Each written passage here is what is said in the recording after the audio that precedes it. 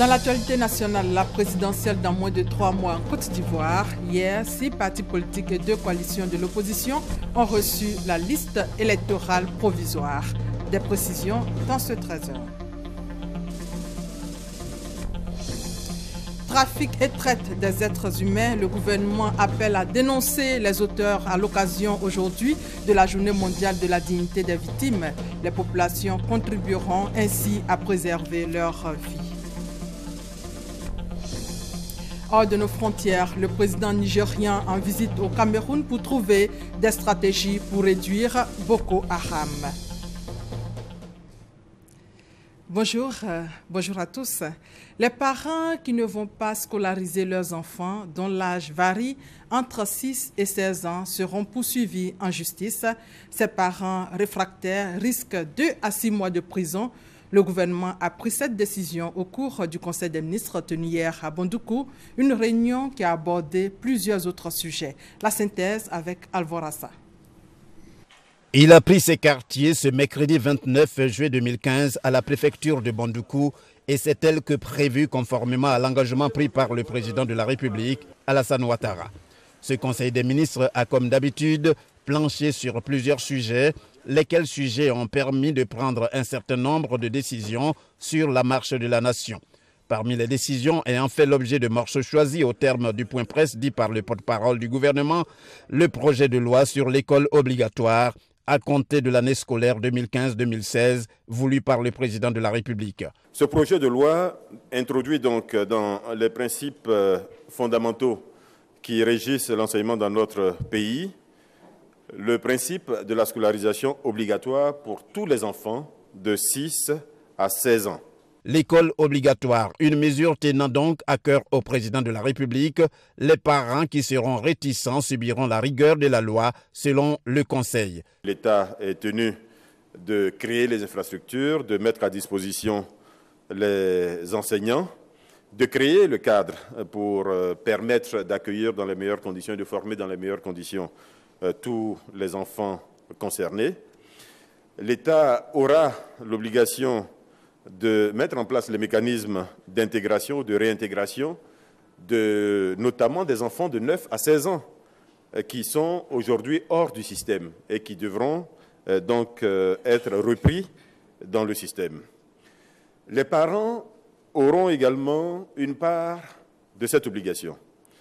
Et cette obligation pour les parents, c'est tout simplement de mettre à l'école tous les enfants qui sont en âge d'aller à l'école, de veiller à leur assiduité.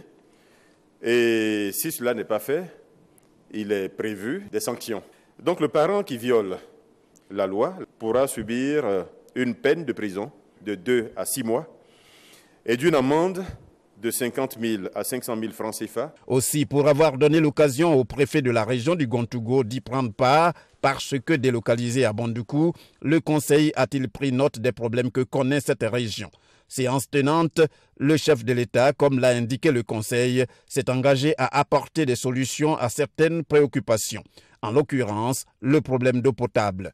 S'agissant notamment de l'adduction en eau potable de la ville de Bondoukou, les décisions ont été prises pour que le plus rapidement possible les travaux soient effectués pour permettre à la population de Bondoukou et d'ailleurs d'avoir l'eau potable.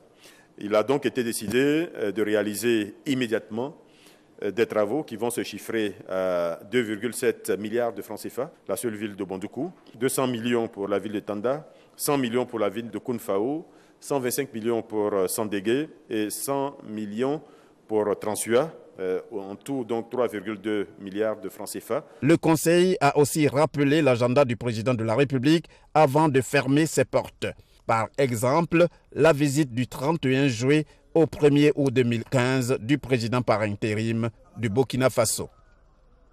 Compte rendu du Conseil des ministres d'hier, signé Jérôme Kofi Aboulin.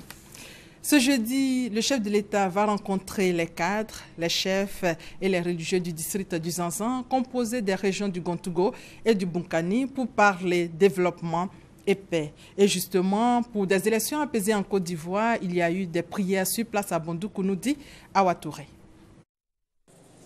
La prière pour la paix et des élections apaisées en Côte d'Ivoire a eu pour cadre le foyer du grand imam de Bondoukou, El Hadj Mohamed Kolonga Timité.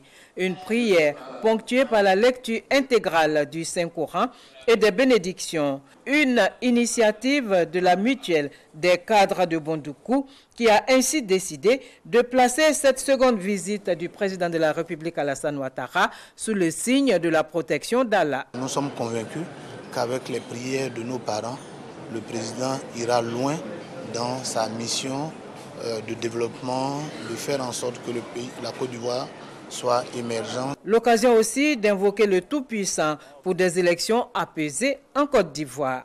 Demander à Dieu que ces élections viennent, soient des élections apaisées et qu'au sortir de là, nous ayons un président qui ait le soutien de tout le monde. Une façon pour les Bondougoukas d'apporter leur soutien à toutes les actions de développement du président de la République, Alassane Ouattara. Et toujours à Bondoukou, le Premier ministre a visité les stands de projets agricoles et c'est à l'occasion de la journée de l'administration agricole délocalisée. On fait le point avec Ami Sissoko. Bondoukou, place publique du centre culturel, exposition de la 4e édition des journées de l'administration agricole délocalisée, JIAD. Le Premier ministre visite les stands un jour avant l'ouverture officielle le 30 juillet.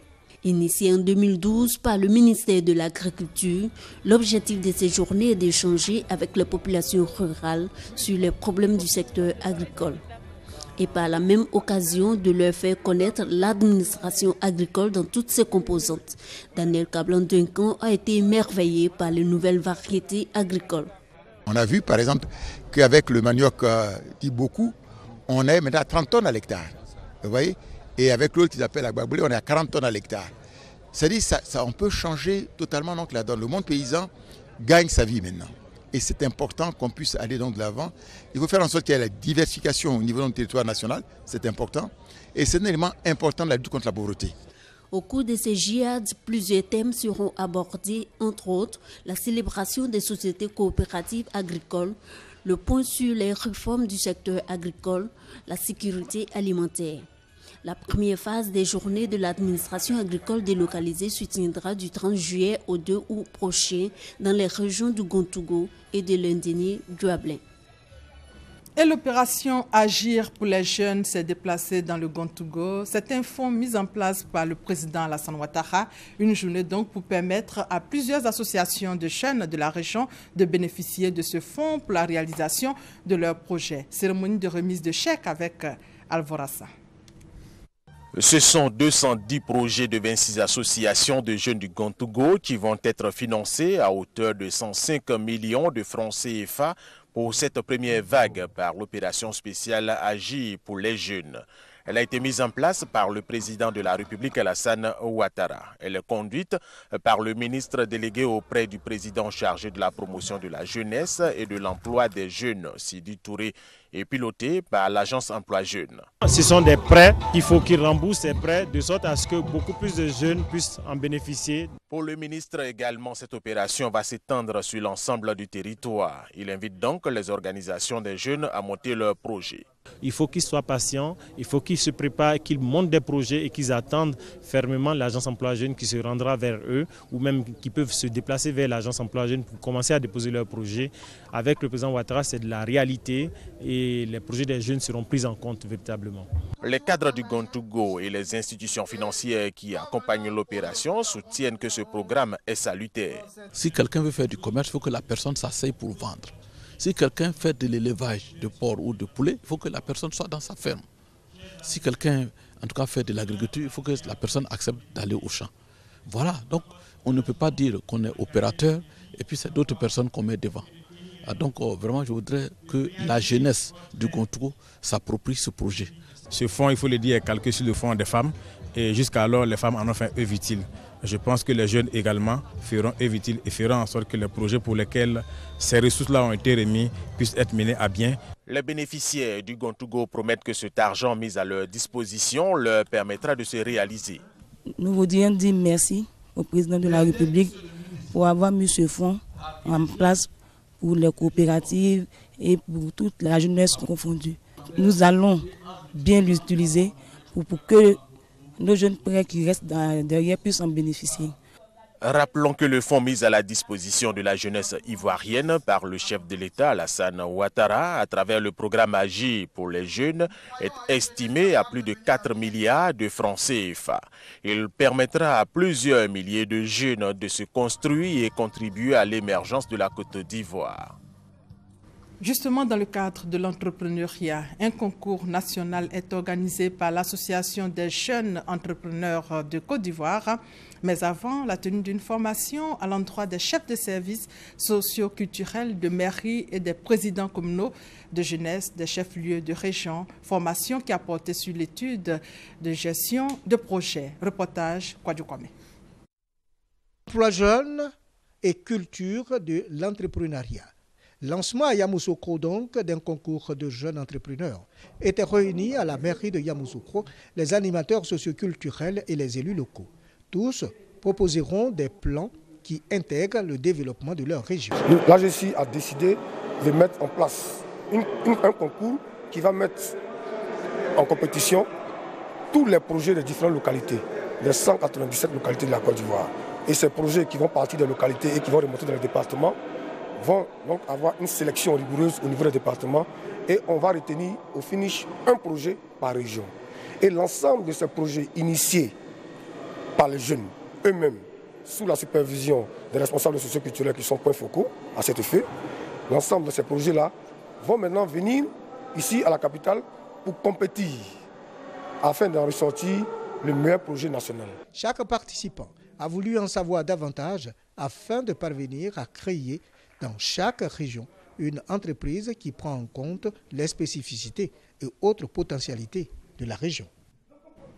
Lutte contre le chômage des jeunes, lutte également contre le chômage des femmes. 208 femmes du département d'Agboville viennent de bénéficier d'une formation de peintre professionnel en bâtiment. Cette initiative de l'ONG Africa Feliz et la mairie d'Agboville vise à appuyer le gouvernement dans sa lutte contre le chômage des femmes. Commentaire, Honorine Aingori. Ce sont les femmes de toutes catégories socio-professionnelles, des ménagères, des diplômés et des handicapés qui ont pu bénéficier de formations au métier de peintre professionnel en bâtiment. Les apprenantes ont, au cours des stages pratiques, mis leur savoir-faire à la disposition de plusieurs édifices publics, notamment le bureau de poste d'Agboville et le centre académie Nakwa, où elles ont bénéficié d'1 mois de pratique et de 6 mois de théorie avec évaluation. Le commissariat de la ville et les locaux de la mairie ont également bénéficié des services des femmes peintres. Pour Nicolas Ewimea, le directeur général de l'ONG espagnole, initiatrice du projet, la cérémonie de remise de diplôme est l'aboutissement d'un long processus démarré en octobre 2013 et rendu possible grâce à l'appui de la municipalité d'Agboville. Au dire du formateur, elles sont prêtes à l'emploi et n'attendent que d'être sollicitées.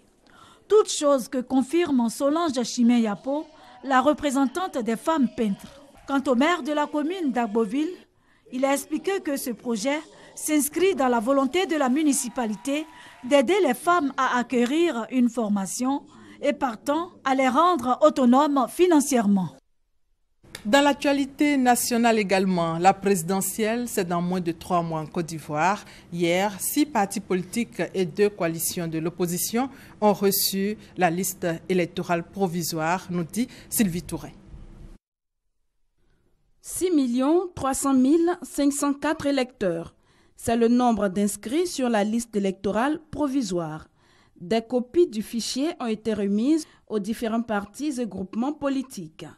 Ceux-ci devront l'analyser et faire des observations à la CEI en vue de conférer au document un caractère consensuel. Le travail essentiel à faire n'est pas véritablement ici. Il est dans la consultation de la liste, la vérification de la liste et éventuellement le fait de nous faire connaître vos observations pour que nous puissions, s'il y a nécessité, ouvrir un contentieux. La liste électorale provisoire est déjà disponible sur le site internet de la Commission électorale indépendante. L'affichage dans les différents lieux de vote est en cours sur l'ensemble du territoire national. Une fois cette étape terminée, suivra celle du contentieux. Elle s'étendra du 10 août au 2 septembre 2015. Du 5 septembre au 15, nous allons faire donc le traitement informatique pour prendre en compte les décisions du contentieux et la consolidation de la base des données élections. Et nous validerons la liste électorale le 15 septembre. La période du contentieux est un élément majeur pour la sincérité du scrutin et cela, les partis et groupements politiques l'espèrent ainsi. Moi, j'aurais vraiment espéré que la CEI elle-même se donne des moyens de contrôle de la liste électorale pour la sécuriser, parce que quand on dit à un citoyen de faire la preuve de l'inscription indue d'une personne, c'est pas évident de trouver les documents de preuve. Vous en conviendrez avec moi. C'est l'administration qui peut le faire. Mais enfin, ça peut se comprendre dans le contexte qui est le nôtre. Nous constatons que le processus électoral avance conformément au chronogramme qui a été donné par la commission électorale. Et nous sommes confiants que l'élection va se réaliser à bonne date. À compter du 3 août, les candidats à la présidentielle pourront déposer leur dossier à la CEI, et ce, jusqu'au 25 août 2015. Un mot de sécurité avec la lutte contre la prolifération et la circulation illicite des armes légères et de petit calibre. Une mission de la Comnat ALPC était dans les régions du Cavali et du Guémont pour installer des commissions à Bloléquin et à Diokwe. Regardez. À 3 mois de la prochaine présidentielle, la question de la circulation illicite des armes légères et de petit calibre à ALPC demeure une préoccupation pour les autorités. Pour freiner ce phénomène, des commissions décentralisées sont installées. Leur rôle, prolonger la mission de la Commission nationale au plan local afin de lui conférer un caractère de proximité et de permanence. À Diokwe et à Bleulequin, Kouadio Yao, président de la Comnat ALPC, a exhorté les populations à plus de coopération à l'occasion de l'installation des commissions de ces localités. Cette action vise une implication des communautés dans la gestion de leur propre sécurité. Elle devra à terme permettre aux populations de participer à l'amélioration de leur environnement sécuritaire. Cela à travers la promotion des mécanismes locaux de sécurité et de réduction du nombre d'armes légères en circulation. Des équipements de fonctionnement ont été remis aux 2 commissions décentralisées pour le démarrage de leurs activités. Cette coopération marque le début d'une longue série d'installations de commissions décentralisées sur toute l'étendue du territoire national. Celles-ci contribueront à réduire le nombre d'armes légères en circulation. Selon la Comnat ALPC, plus de 9500 armes ont été collectées d'octobre 2012 à ce jour. Et c'était là un commentaire de Gabriel Zani. La communauté internationale célèbre pour la 3e fois la journée mondiale de la dignité des victimes de la traite des êtres humains. Le gouvernement ivoirien, par la voix du ministre de la Famille, condamne avec fermeté ce phénomène de la traite des personnes qui prend des proportions alarmantes. Le phénomène de la traite prend à travers le monde entier et spécifiquement dans la sous-région ouest africaine des proportions alarmantes car tous les pays en sont victimes, faisant écho au plan mondial de la lutte contre la traite des personnes, adopté par l'Assemblée générale des Nations unies en 2010. La réponse gouvernementale s'est traduite par l'adoption de plusieurs instruments juridiques, à savoir un document de stratégie, un plan d'action quinquennal, un plan de communication et un plan de mobilisation des ressources. C'est pourquoi je voudrais rendre un hommage tout particulier au chef de l'État, le président Alassane Ouattara, dont l'engagement personnel a été un véritable catalyseur, à Madame Dominique Ouattara, première dame de Côte d'Ivoire, dont le leadership fort remarquable la mettre en première ligne de la lutte contre ce fléau. Chers compatriotes, cette lutte doit nous interpeller tous, parce que le drame de la traite des êtres humains se vit dans nos maisons, dans nos voisinages, hors de notre pays et avec nous-mêmes. Ouvrons les yeux sur ce crime et nos cœurs aux victimes. Voilà, message du gouvernement à l'occasion de la Journée mondiale de la dignité des victimes de la traite des êtres humains. Parlons maintenant de la visite du président de l'Assemblée nationale dans l'État hébreu. Guillaume Soro a été reçu par le président israélien. Un entretien de haut niveau qui a porté sur la coopération entre les deux pays. Michel Digré, notre envoyé spécial. Poignée de main chaude entre le président de l'État d'Israël, Reuven Rivlin, et le président de l'Assemblée nationale de Côte d'Ivoire, Guillaume Soro. Si les images témoignent de la qualité des relations entre les deux nations, les discours, eux, mettront en avant la volonté affichée des deux États de consolider leur coopération par le partage de leurs expériences. Nous sommes fascinés par ce peuple qui a été capable de forger, de construire sa propre histoire. Nous sommes venus à l'école de l'histoire de ce peuple qui a tant souffert et qui a pu trouver dans cette souffrance les ressources nécessaires pour se bâtir. Je regarde véritablement avec admiration la manière dont votre pays a réussi à surmonter les difficultés. Je pense qu'il est extrêmement souhaitable que nous puissions avoir une relation réciproque fructueuse. Nous serions très heureux de recevoir votre aide et bien entendu ravis aussi de pouvoir apporter l'aide que nous pouvons dans les choses dont nous sommes plus spécialistes.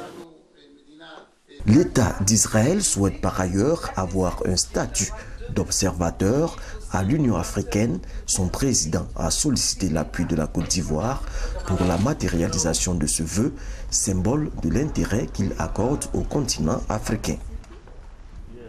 Retour dans le district du Woroba. Lors de la récente visite d'État, la première dame, Mme Dominique Ouattara, a inauguré le jardin d'enfants de Mankono, les temps forts, avec Thomas Gessambi. À Mankono, il n'y a pas eu que le jardin botanique pour lequel la première dame s'est donné du temps. Son amour pour les enfants et leur éducation amène Dominique Ouattara à rendre visite au jardin d'enfants de la ville. Centre d'accueil des tout-petits, réhabilité par le concours du ministre Cissé Ibrahim Bakongo et celui du conseil municipal de Mankono, c'est avec joie que le premier magistrat salue sa visite par l'épouse du chef de l'État. La Côte d'Ivoire tout entière, et Mankono particulièrement, découvre en vous, en plus de votre sens élevé de générosité, d'humanisme et de don de soi, une grande vertu, de l'amour. Les remerciements à la première dame pour l'honneur qu'elle fait aux enfants. René Koulibaly, directrice de l'établissement, prie la première dame de les recevoir. Chère maman, vous êtes de retour chez vous à Mankono, dans votre école. En effet, en 2002, vous avez visité l'école et l'aviez dotée en vives et non vives. Puis, le 26 septembre 2013, vous êtes revenu toujours les bras chargés de présents. Et comme il n'y a jamais 203, vous êtes là avec nous. Maman, nous sommes convaincus que notre maternelle, la maternelle de Mankono, la maternelle Dominique Ouattara, est votre préférée.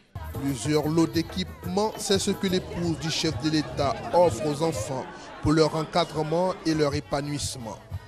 Une occasion de plus pour Dominique Ouattara de réaffirmer son engagement pour la cause des enfants.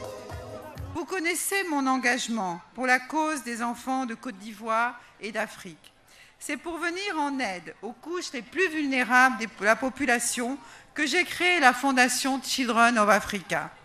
Pour moi, l'avenir de notre beau pays repose sur l'épanouissement de ces enfants si chers à nos cœurs. Je ne pouvais donc pas passer par Mankono sans prendre le temps de venir les embrasser et leur apporter des cadeaux. Les enfants, par la bouche de leur directrice, ont émis le vœu de revoir Maman Dominique à la Noël prochaine pour une plus grande communion. Bientôt, le chef de l'État sera dans la région du Gor, précisément dans le mois de septembre. 16 commissions ont été mises en place pour relever le défi de la mobilisation. Déjà, 7 séances de travail pour évaluer les préparatifs avec Thérèse Tapeyopoué.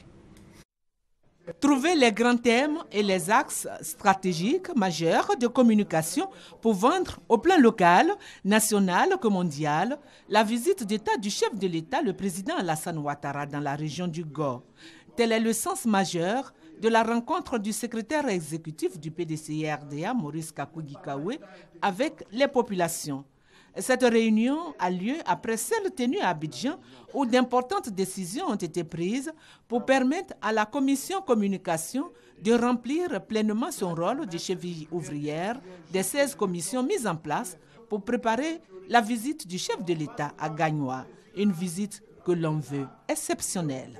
Nous avons échangé et nous avons fait notre plan d'action et nous avons préparé la conférence de presse que nous allons donner le mercredi 5 août prochain, en marge de la réunion du comité d'organisation qui sera présidé par le préfet. Et au cours de cette conférence de presse, nous allons décliner les différentes étapes et montrer un peu l'effervescence qui a commencé à gagner la population de Gagnoa dans l'attente du chef de l'État, dont la visite est plus que jamais attendue et le peuple bété de Gagnoa attend le président Ouattara pour communier avec lui. Cette rencontre a été marquée par des échanges francs, constructifs, dénotant ainsi une adhésion massive des populations à la prochaine visite du chef de l'État dans la région du Gor. Au chapitre développement, le Conseil régional de la Maraoué vient de doter plusieurs centres de santé et établissements scolaires de matériel pour leur fonctionnement. Ces dons s'inscrivent dans la politique de développement de la région. Commentaire Chantal Eouma à Kanda. Des dons composés de boîtes de pansement, de lits d'hospitalisation ainsi que d'autres matériels biomédicaux d'une valeur de plus de 80 millions de francs CFA remis à plusieurs établissements sanitaires de la région de la Maraoué. Des établissements scolaires, primaires et secondaires ont également été équipés en tables-bancs. Près de 800 tables sont ainsi mises à la disposition de la Direction régionale de l'éducation nationale. Selon le président du conseil régional, Abi Kofi Richemont, ces équipements permettront d'améliorer les conditions de travail de ces structures. Les bénéficiaires ont pris l'engagement d'utiliser ces matériels dans l'intérêt de la population de la Maraoué. Autre temps fort de cette cérémonie, ce sont des dons en vivres et non-vivres qui ont été remis aux femmes incarcérées à la maison d'arrêt et de correction de Bois-Flé. Les producteurs et commerçants de la cola sont désormais organisés en union. Les deux organisations ont vu le jour à la Chambre d'agriculture de Côte d'Ivoire. Au plateau, le compte-rendu d'Armand Bohui et d'Abou Sanogo. L'union fait la force. Les producteurs et les commerçants exportateurs de la cola veulent tirer profit de cette règle. Ils viennent de mettre sur pied deux unions pour affronter d'une seule énergie les problèmes de la filière cola. Tant que vous ne sont pas organisés, c'est très difficile que l'État vous prenne en compte.